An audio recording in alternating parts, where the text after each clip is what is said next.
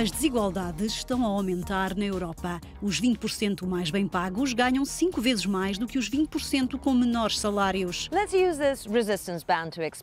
A desigualdade resulta da progressão mais rápida dos salários mais altos e de um aumento menor dos salários mais baixos.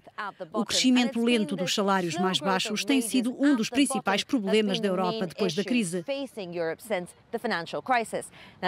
Esta situação é particularmente visível em Portugal e na Roménia, mas também em Itália e na Alemanha. Vejamos um retrato da desigualdade salarial na União Europeia.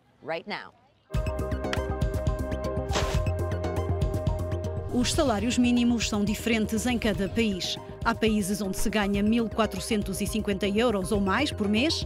Há países onde se ganha entre 650 e 900 euros por mês. E há países onde se ganha menos de 500 euros. Além disso, em média na Europa, as mulheres ganham menos 16% do que os homens. A desigualdade salarial homem-mulher é maior na Estónia, onde atinge os 25%, e menor na Roménia, onde ronda os 5%. 71% dos europeus trabalha no setor dos serviços. O crescimento do consumo na Europa levou à criação de empregos com salários baixos. Para ganharem mais, 12% dos europeus mudam-se para outro país. Em alguns países da Europa de Leste e do Sul, ganha-se menos de 9.000 euros por ano. Na Europa a 15, ganha-se mais de 25.000 euros por ano.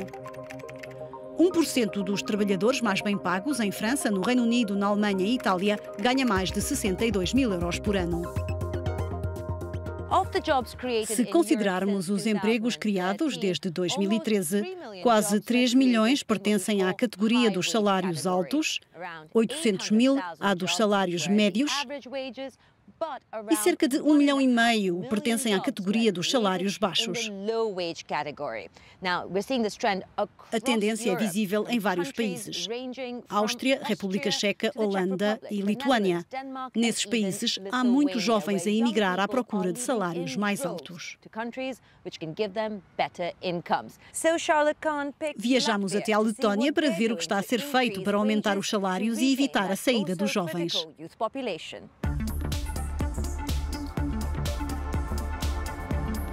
Este grupo de jovens em Riga decidiu ficar a trabalhar na Letónia. Uma escolha difícil, porque os salários são baixos. Na Letónia ganha-se 4 euros à hora, 3 vezes menos do que a média da União Europeia. A desigualdade salarial é mais elevada e os jovens emigram à procura de melhores salários. Este ano, o governo letão aumentou o salário mínimo para 430 euros por mês para ajudar as famílias com menores rendimentos. Em termos salariais, a Letónia é um país de extremos.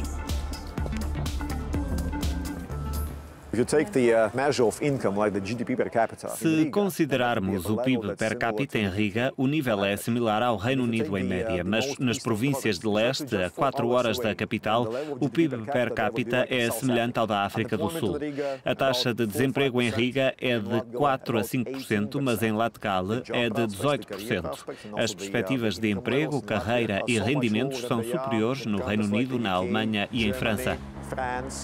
Estamos a ficar um país de velhos.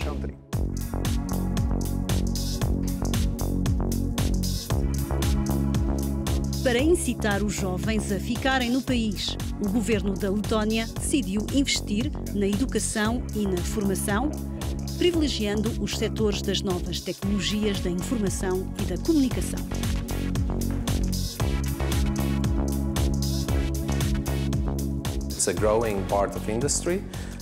É uma indústria em crescimento. O governo investe porque as regras do jogo, as regras comerciais e a legislação fiscal são competitivas, mais competitivas do que nos mercados-alvo onde podemos impor-nos. As perspectivas de uma empresa na área das tecnologias da comunicação são positivas a 100%. Salários mais elevados, mais formação para melhorar a empregabilidade e um ministério dedicado à diáspora para pôr fim à saída dos jovens. São as medidas implementadas pela Letónia para oferecer aos jovens um futuro melhor e salvar o país do declínio.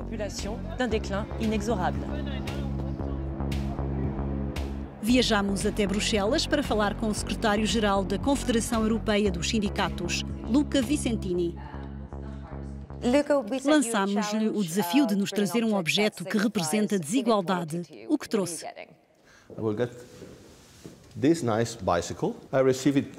Escolhi esta bela bicicleta que me foi oferecida como prenda quando fui eleito secretário-geral da Confederação em 2015. Simboliza o caminho para a igualdade. Temos de pedalar para chegar à igualdade. Decidi colocar no cesto da bicicleta o meu cartão de segurança social da Bélgica, algo que nem toda a gente tem.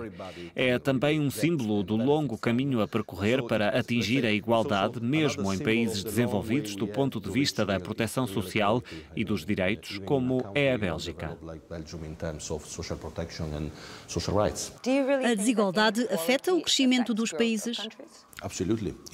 Completamente. A desigualdade reduz a produtividade e a competitividade e, infelizmente, não torna o mercado de trabalho mais eficiente.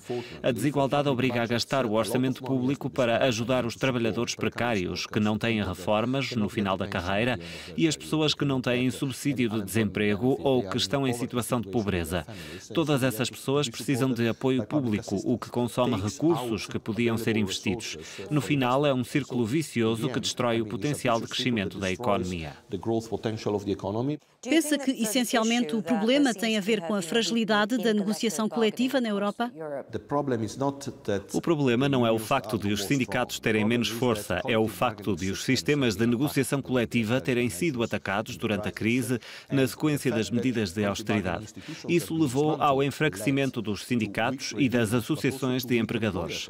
Quando os parceiros sociais são fracos, é muito difícil gerir a evolução da economia de modo a reduzir as desigualdades. É o líder dos sindicatos na Europa, mas se olharmos para o resto do mundo, podemos concluir que a própria natureza da globalização leva à redução dos salários?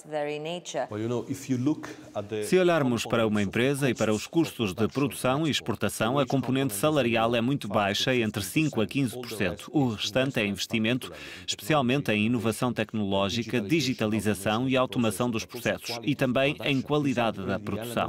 São esses os elementos que fazem a diferença em termos competitivos. As exportações representam metade do problema. A outra metade é o consumo interno. Se aumentarmos os salários de acordo com a produtividade, estimulamos as exportações e a procura interna.